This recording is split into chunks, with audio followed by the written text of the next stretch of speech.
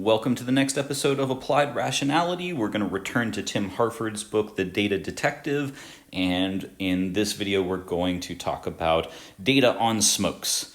So, from the 30s to the 50s, lung cancer rates in the UK increased sixfold. So this demonstrates an important example, a sort of case study in how statistics improves our lives, right?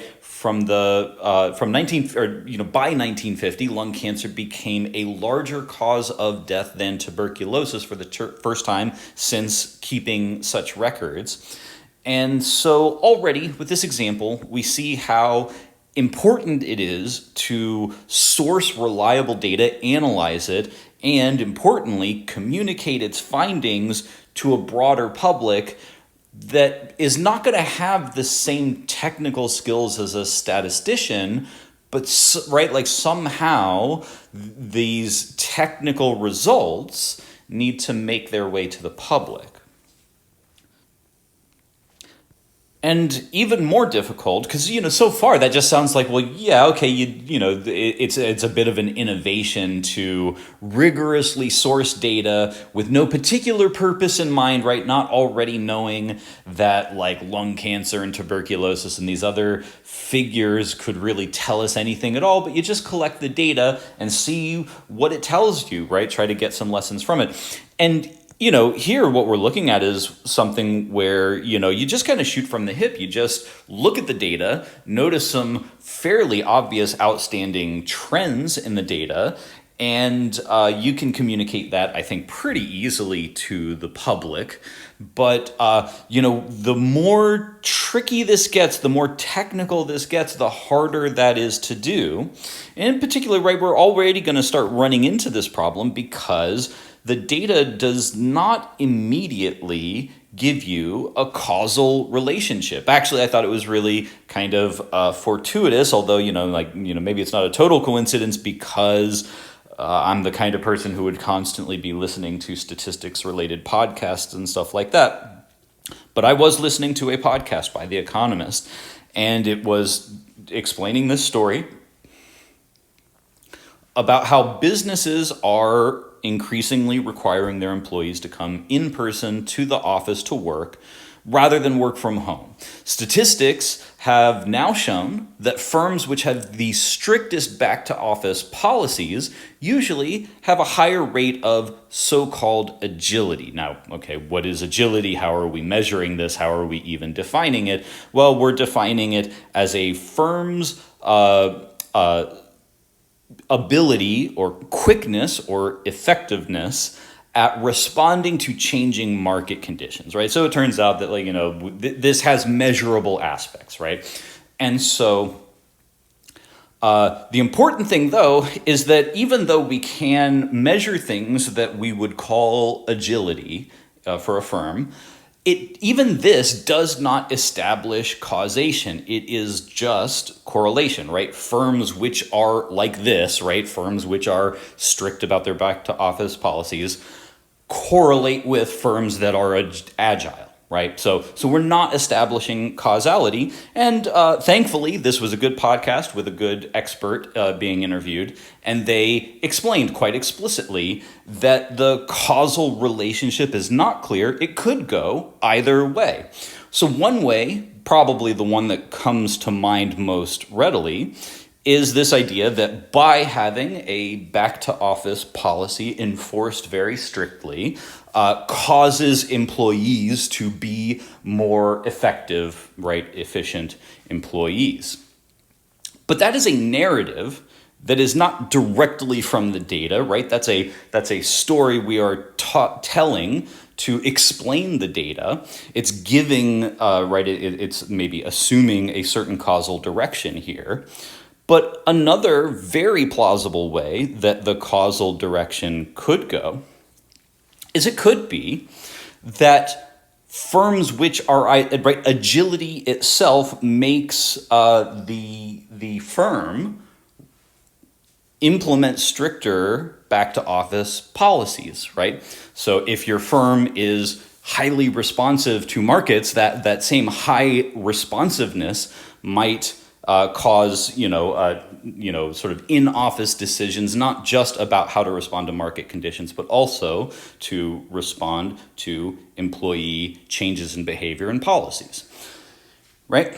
So the causal direction could go either way. The first way, by the way, it's always worth knowing, inspecting how you yourself as an agent, as a person, are biased by your own wants and desires and background beliefs. And so the managerial class that very much wants employees to come back to work are probably just emotionally and sort of through their other sorts of commitments and ideas about how the world is, they're going to be eager to believe the first narrative, right? And that doesn't mean it's wrong, but you always want to make sure that you're being a little self-skeptical. And likewise, workers are going to be eager to believe the second narrative. But the important point is that the data itself doesn't tell you which narrative to select. In fact, and something that you always want to think about when thinking about causal things is, yes, right, if you've got these two variables, which are strictness of policy and agility of your firm, right, two variables, and you're wondering whether one causes the other or if the causation goes back the other way, there could also be some third variable, some other thing that is controlling both of the variables that you observe to be correlated. So in this particular example, it could, let's just try to brainstorm some reasonable third variables, so to speak. And one perhaps could be the average age of the employees, right? If the employees are all much younger at one firm than at another firm, well, they might be more COVID resistant, right? They might just have better immune systems, have already been exposed to COVID, and because maybe they got it at school or something where it goes around a lot. And so they, young employees might be much more sort of quick to come back to the office anyway. And they might be more agile, right? Because they are working harder, right? They work longer hours or something like that. So anyway, the point is that there could be some third variable, right? Like whenever you're thinking about causation between some two variables, you always want to wonder, is there some third variable that I'm not even thinking of? These are often called confounding variables, specifically because we're not even aware of them, right? When you're thinking of these two variables, for all you know, there is some confounding third variable that you aren't even thinking about, that if you did, you'd actually have a much better, more useful explanation for the data. Anyway, so getting back to the story from Tim Harford's book, right, talking about lung cancer, when the rates of lung cancer increased, there were many possible culprits at the time. People considered, cars were becoming increasingly popular and they were emitting, fumes. And it's very reasonable to wonder whether the increased rates of lung cancer were caused by car emissions. There was smog, especially in London. There were, for all we know, it could have been some kind of diet, right? Diets tend to change over time. And who knows what might have been going on at the time, right? Increased industrialization might have been producing food in a new way. Maybe, although it's not clear how that would, directly impact your lungs rather than, say, your stomach. But, who knows, right? I mean, it's just any of these things are possible. Maybe the way that we were cooking, right? Maybe using gas stoves or something like that. Could have been a change in diet that was actually related to the change in lung cancer rates, all right? It could be some infection, right? A viral or bacterial infection that was going around that they maybe weren't tracking as closely as they should. And, so who knows, right? They were just in this, state where it could be smoking, but it could be a lot of other things. In fact, smoking had a bit going against it, precisely because the Nazis, which were very unpopular in England at these times, right, from the 1930s to the 1950s, actually made a concerted effort to find evidence demonstrating that smoking caused lung cancer because Hitler himself personally detested smoking. And this really sort of poisons the well, so to speak, because once you know that someone out there has an agenda, right? They're not just trying to follow the science, but they're trying to reach a conclusion. Even if that conclusion is right, then it really poisons the water about making people wonder what sorts of evidence can be trusted or not, right? Like if you ever cite some evidence that smoking seems to cause cancer, one could always wonder, was this evidence somehow coming from the Nazi science at the time? Could it have been secretly funded by the Nazis to reach this conclusion? Right? Where's the data coming from? And so in particular, I really want to, sort of like meditate on the fact that when that kind of thing exists, it gives people an excuse to deny good data. If you had some motivation for one reason or another, maybe you're a smoker, or maybe you work somehow related to the smoking industry, one way or another, if you want to not believe the conclusion that smoking causes cancer, it doesn't even matter if the argument is good. This kind of argument that Nazis are related to the anti-smoking idea and campaign gives you this easy out to not have to, right? Like you can just say that's Nazi stuff and you don't have to pay attention to any more arguments, right? It gives you a plausible way to exit the argument and be resistant to hearing what might be true and compelling evidence, right? So a thing like that, right? The existence of these bad, attempts at science give people a sort of an easy straw man to attack and then exit the whole consideration. But so that was the sort of state of things, in the sort of 30s to 40s.